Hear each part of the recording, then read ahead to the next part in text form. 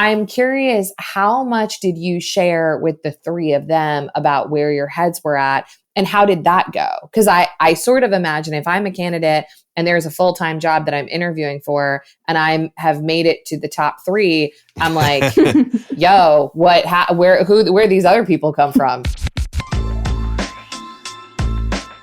Hey, everybody. Welcome to the show. This is Brave New Work, a podcast about reinventing our organizations and the search for a more adaptive and human way of working. I'm Aaron Dignan, and I'm joined by my intrepid co-host, Rodney Evans. Hello, hello, hello. We are also joined today by Kelsa Summer Roidt, the Chief Operating and Impact Officer of Habitus Incorporated. Kelsa, welcome to the show. Thanks so much for having me. On today's episode, we're going to talk about how new principles and practices can shape the hiring process, and in particular, how your attempt to hire someone new ended up in an unexpected place. But before we get into all that, we do very much like to check in. We very much enjoy our check-in round question, and so we will do it today. And related to the topic at hand, the check-in round question that I have selected is this one. What is something that you love about your team? Any team you're on, your whole team, whomever. Aaron, I'm going to start with you. What do you love about your team? I think my favorite thing about my team at the Ready is that we're all so nerdy about the same thing that so few other people are nerdy about, that it feels like, I don't know, it feels like home in that way. Like you can share this really obscure, really potentially to anyone else on earth boring article, and people will be like, oh, this is the shit. Like, this is really cool. I like that. I like being like amongst the misfit toys in a category, and it makes me feel more whole. Nice. I love that. Kelsa, what about you? Such a good one. I love my team. So many things in particular. I think one of the things that I love about working at Habitus is that we take really seriously walking the talk in terms of what we teach. And one of the things we teach is how to have difficult conversations. And so we all have practiced and failed and tried again to have difficult conversations with each other and do that really well. And I feel like we've gotten to the point where, something can come up that's hard and we're able to talk it through in a way that doesn't damage the relationship, which is just a really nice way to work. I love that. There are a million things I love about my big Ready team and also the small project team that I work on. One of them is that I feel like we are a people who can figure out things that seem unfigure-outable. And that's super fun. I am in a lot of conversations when we're at retreats or even in my small project team where it's like, ooh, this thing is gnarly. There's 100 years of history about how this is done. We know that it's broken. It's unimaginable that no one has come up with something better, but I think we can, and then we do. And that is something that is, I find, quite enlivening in terms of a work crew to be a part of. That's super cool. I never thought of that, but I do like that. Okay, so today's topic is a recent hiring experience at Habitus, but I'd like to start first by asking you, Kelsa, to tell the folks at home, what is Habitus and what does the company do exactly? Yeah, so we are a small Boston-based training and facilitation firm. And what we do is 4 things. We run trainings, we facilitate meetings, conversations, gatherings.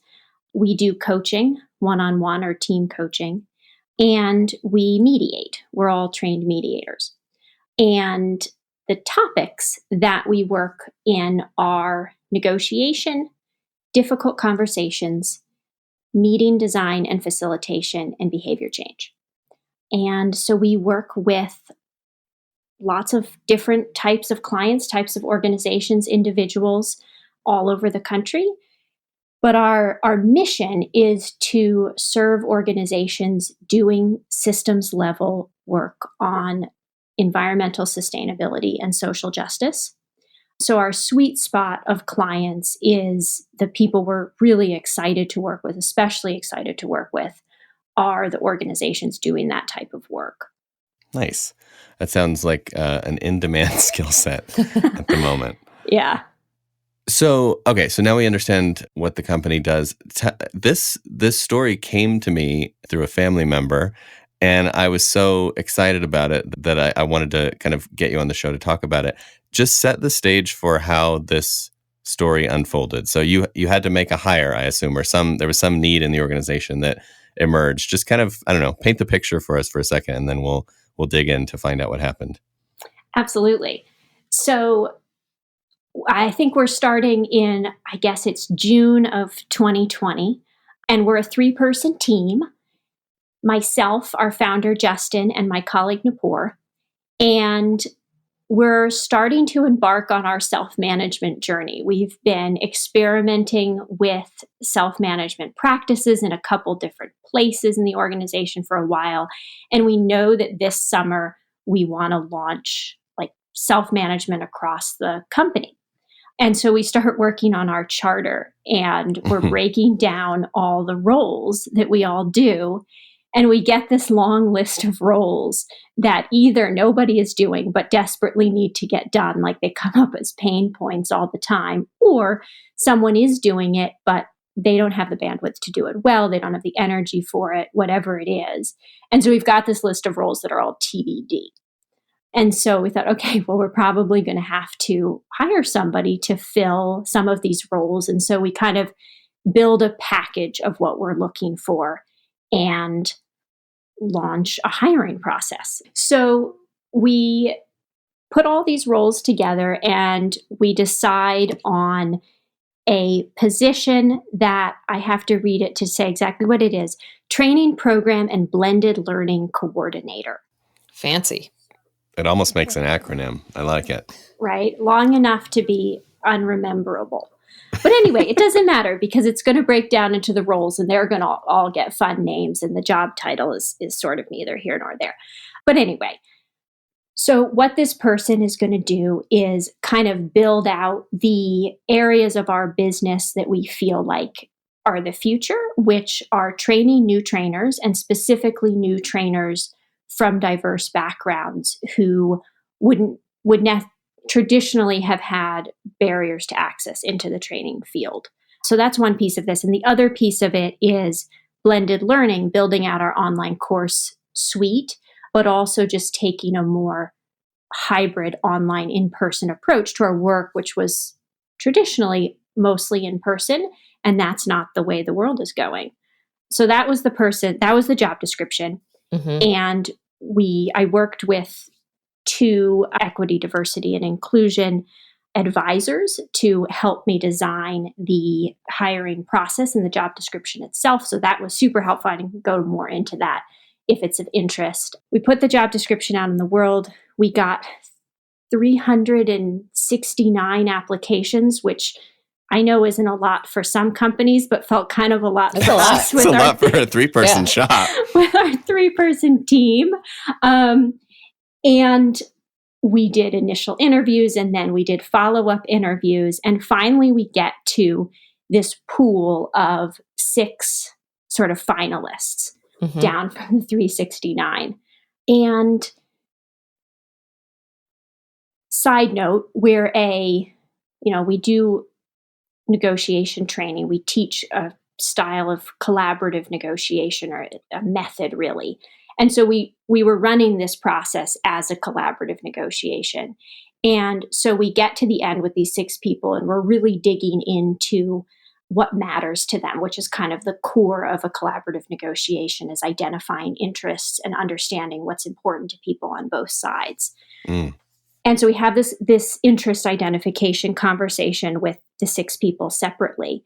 And then we're planning to hire one person, but there's 3 people. We're just like, I don't think we can live without these 3 people. We need to kind of throw the plan out the window and figure out a model that's going to meet everyone's interests, get all 3 of these folks on our team, and fill these roles in a different way than we'd expected. Why hire one when you can have 3? Exactly, right?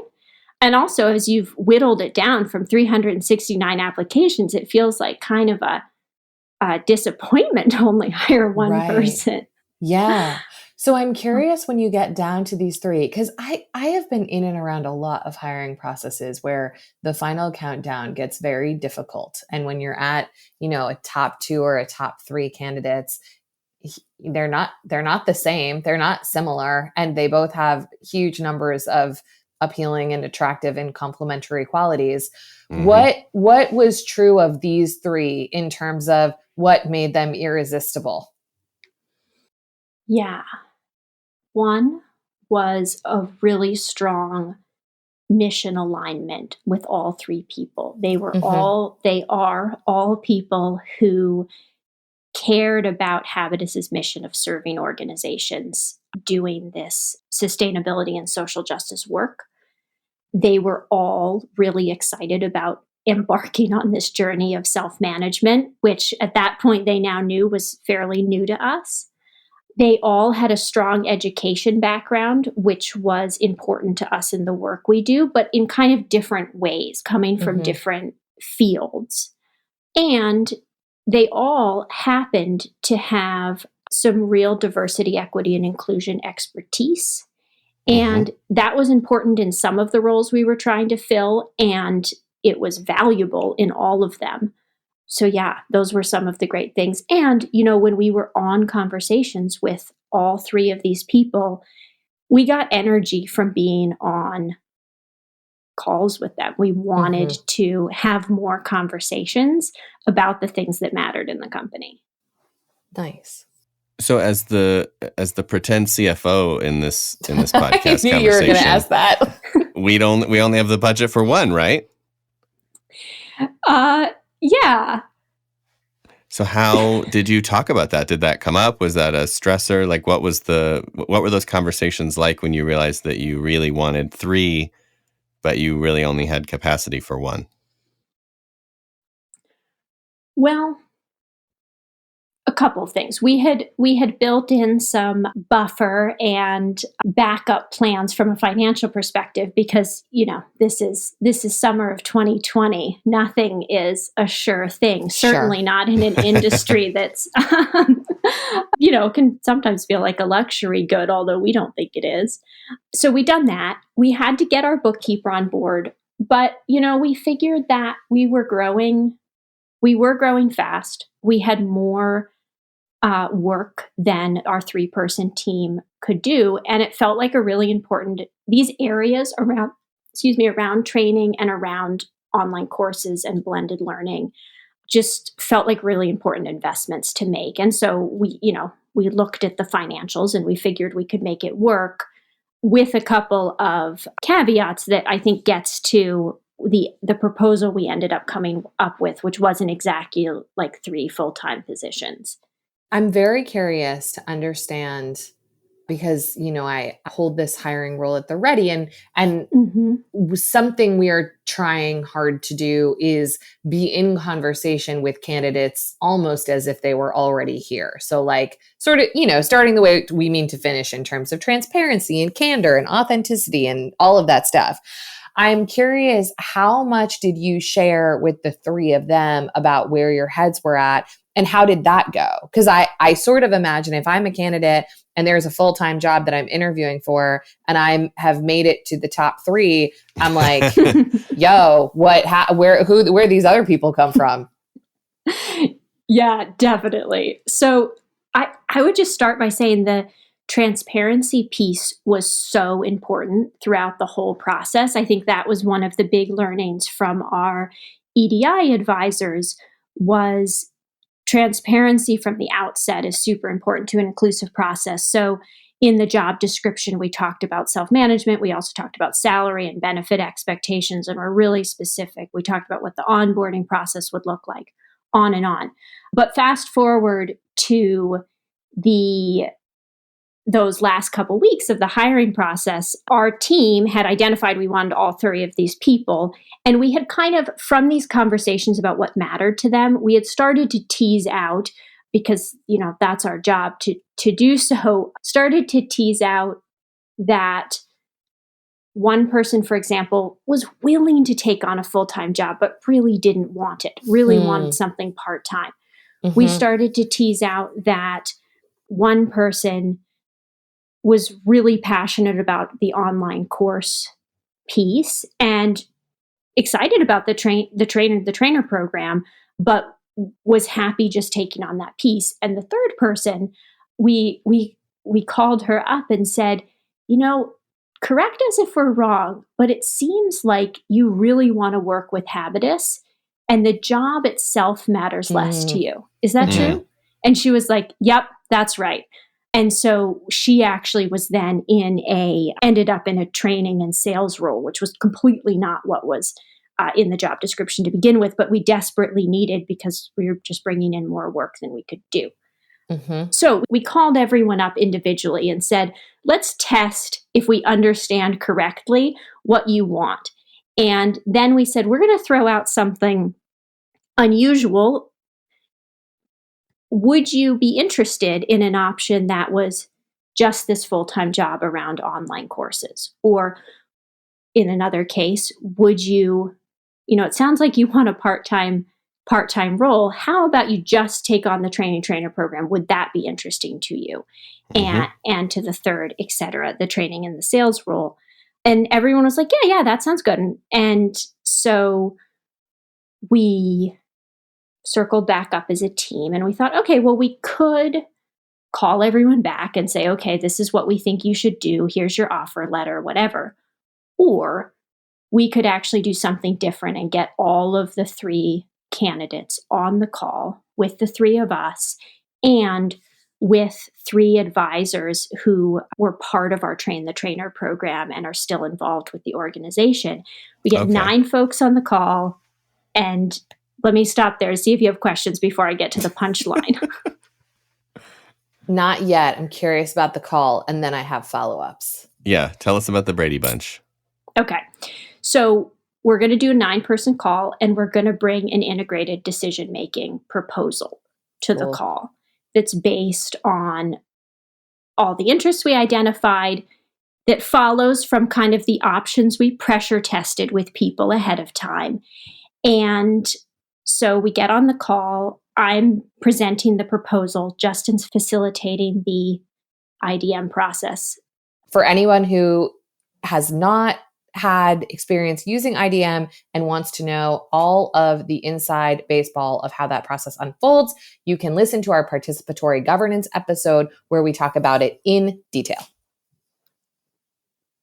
Great. So I'm proposing a proposal and it names the tensions. We need more people on the team and lays out this 3-person option. And we do a round of clarifying questions, people, trying to understand what's going on. And then we do kind of 2-part comment round where we go out into breakout rooms and people kind of workshop different pieces of the proposal that are relevant to their roles.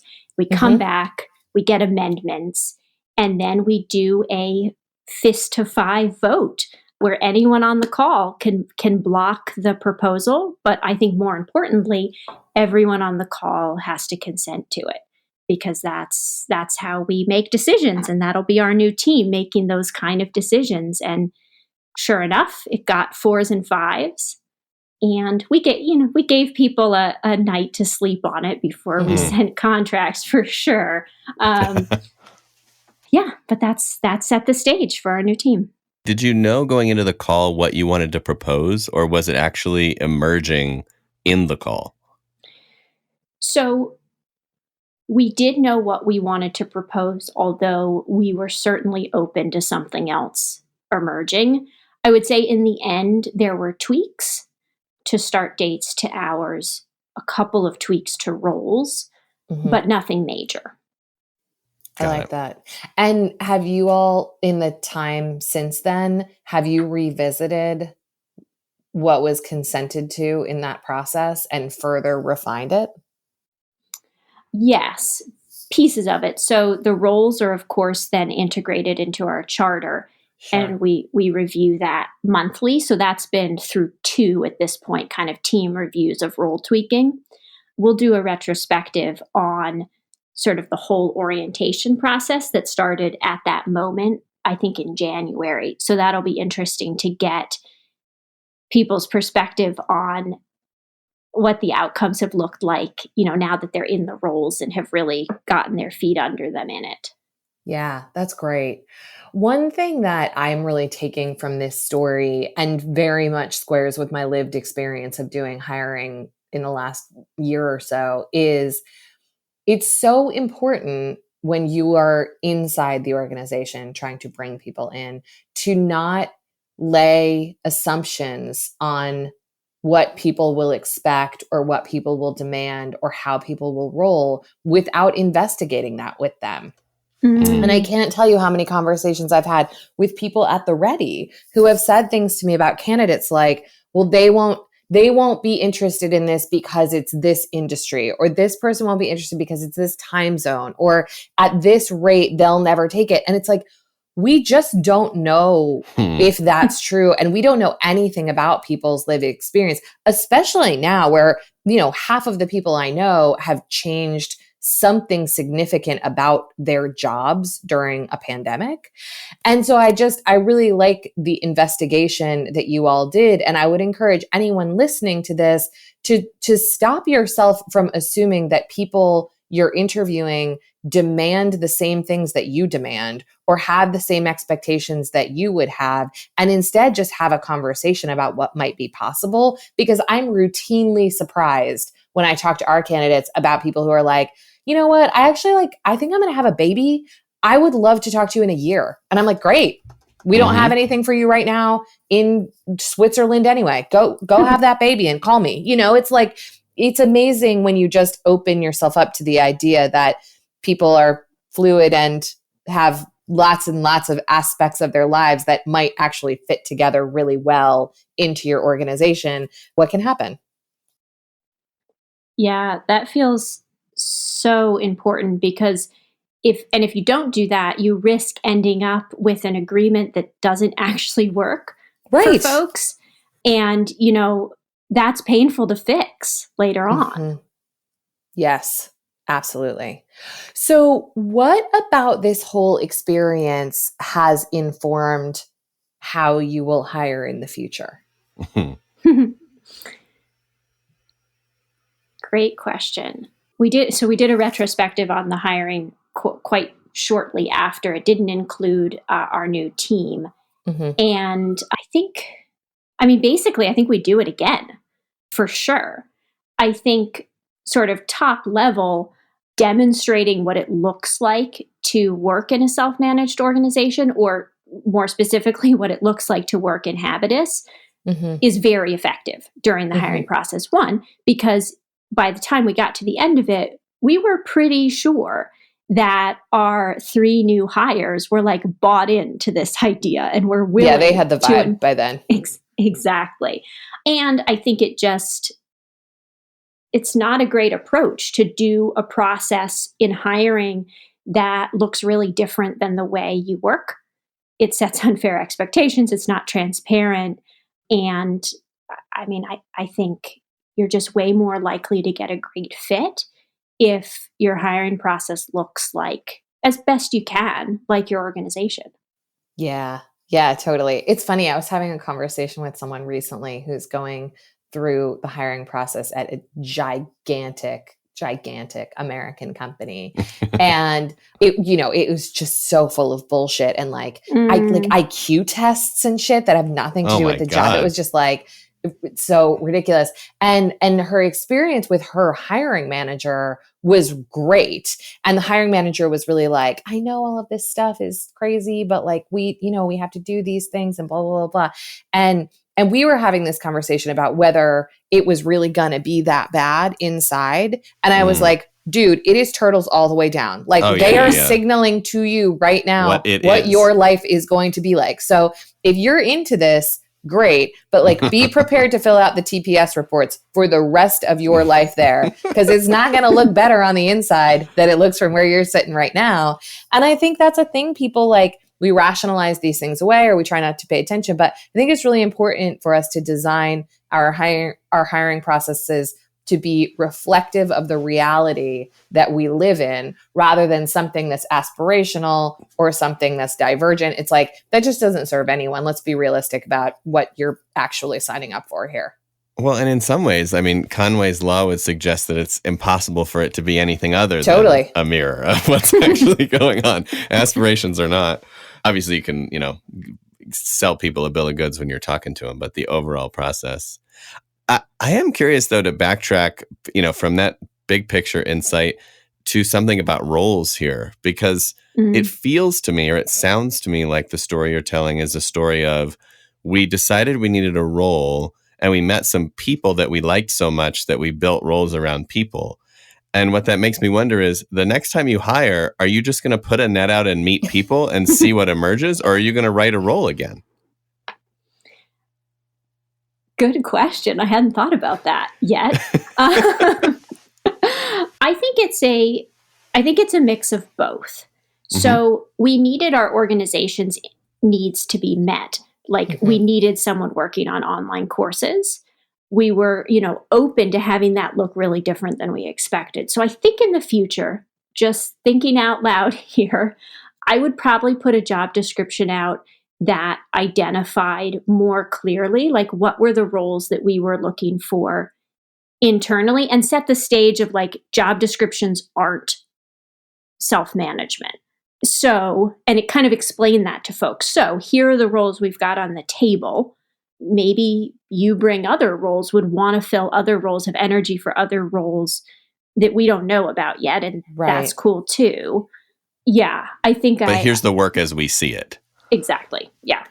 Yeah, and I think that's wise. And I recently had an experience with a version of this that basically it happened because I don't know what I'm talking about more than because of intention. But we are currently thinking about bringing someone into the Ready to sort of be like our digital catch-all person that like looks after social media and website and podcast stuff and blah, blah, blah, blah, blah. And through a good friend, I met with someone who does stuff sort of like that. And basically, I just shared the link with her of the Notion page. And our quote unquote interview was me being like, there's a lot of stuff in here. Why don't we just walk through it and you tell me which of this stuff you know how to do and which stuff you like doing and which stuff you don't?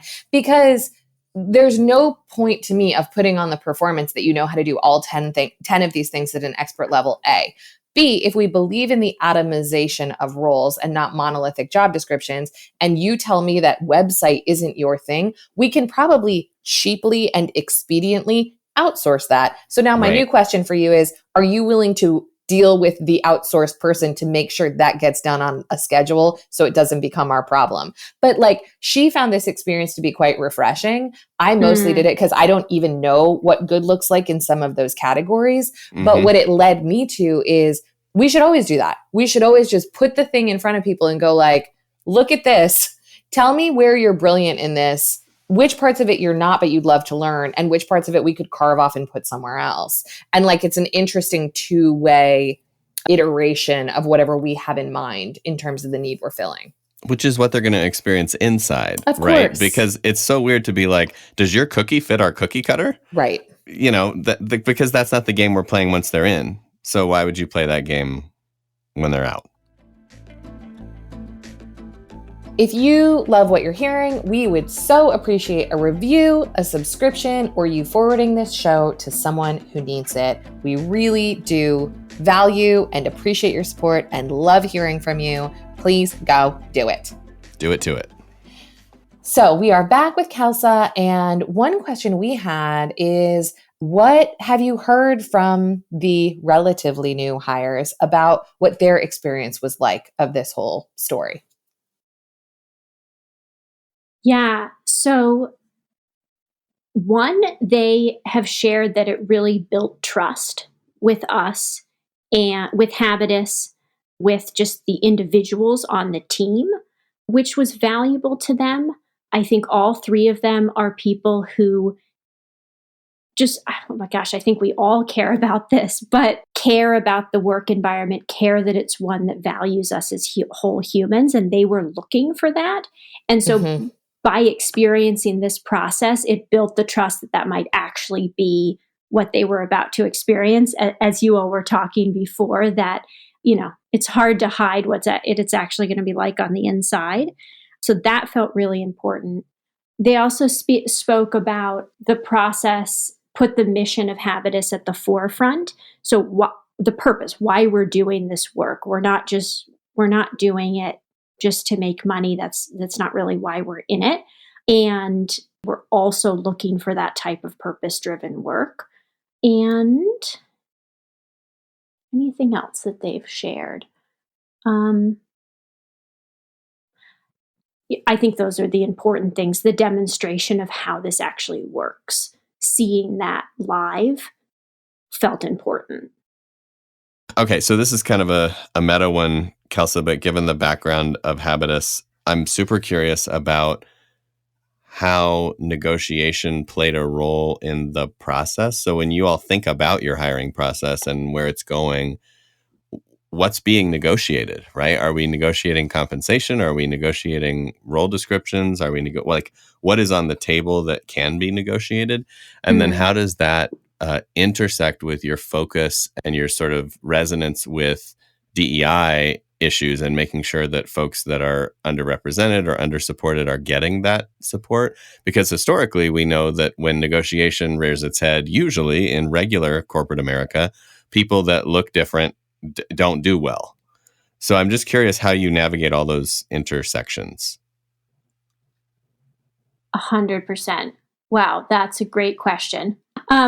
So to start, it's all on the table, and I put that in the job description. Some line like, if there's something that you need to make this work for you, that's on the table. Going a little deeper, what we're negotiating is interest, is what matters to people. And the goal is to come up with an agreement, a package, charter that works for both sides and fulfills the interests in a way that everybody not only can live with, but this is better than all my other alternatives. And that's why I'm going for it. And so that's why we went through this process of identifying what mattered to people, trying to build that trust by sharing what mattered to us. I mean, we really put it on the table with what mattered to Habitus, why we were hiring. We often shared what mattered, to me personally in a colleague. And then we package that together and share some options. Like, I could see it working this way. I could see a part-time role. How would that work for you? So that by the time we get to generating that agreement, it is actually reflective of the interests as people have shared them and as they're understood, testing a variety of possibilities. So we're not just here's the job description, take it or leave it. Mm-hmm. But to your point about negotiation being kind of a red flag word when it comes to inclusion, I think that was a concern. And when I was working with our 2 EDI advisors on the job description, and I put some terminology in there around collaborative negotiation, and they were like, whoa, you know what that means. You know that you're going to run a collaborative process, or at least you're going to try, but no one else knows that. That's a scary word that isn't inclusive because of all the things you just said, Erin. And so I laid out what that meant. I laid out really specifically what it looked like. First, we're going to have this conversation. It's going to be a 2-way conversation around fit. We want to know if you would be a great fit for us, but equally and importantly, you have to evaluate if Habitus would be a great fit for you and is going to meet your needs. So we tried the first conversation, for example, it was a 30-minute conversation. The first half was me asking questions of the candidate, but the second half was the candidate asking questions of me to just set the stage that I was willing to answer the questions they had. And the other piece of it, I think, was transparency around process, that I sent an agenda for that meeting ahead of time. I told them what to expect, shared that, it kind of goes without saying that you're going to have to ask questions in an interview, but I wanted to share that so people could come prepared. And we shared agendas for all the process going forward. Yeah, so people knew what to expect. I think where I'd like to wrap up is just with you giving our listeners 3 tips for a more adaptive, more meaningful, more fair, more equitable, more interesting hiring process if they are going to make a hire sometime soon? What are your 3 hot takes based on what you've learned? If you've never run a hiring process with an aim of being inclusive before, hire someone who knows how to do it, do what they say, and also be willing to take their feedback about your organizational structure in general. That's going to be necessary for this to be successful. Number 1, be super transparent in the job description, in the process, in the communication, all the way till the very end. Be willing to listen to your candidates and really understand what matters to them, what are their needs in this role, and be open to an out-of-the-box option that you generate from that you might not have expected. And last but not least, pay attention to how your self-management practices, values, ethos show up in the hiring process as well. And don't do something in a hiring process that you wouldn't do in your day-to-day business operations. Love that. I love it too. And it feels like a pretty good place to tie things up. So, Kelsa, where can our listeners find out more about you or Habitus? So, folks can learn more at habitusincorporated.com. Kelsa, thank you so much for joining us today. Thanks for having me. As always, a quick tip of the hat to Taylor Marvin for making all 3 of us sound good. We've got his work cut out for him today. And Brave New Work is produced by The Ready, where we help organizations around the world change the way they work. You can get in touch with us by emailing podcast@theready.com. And as for you, thanks for listening. Now go change something.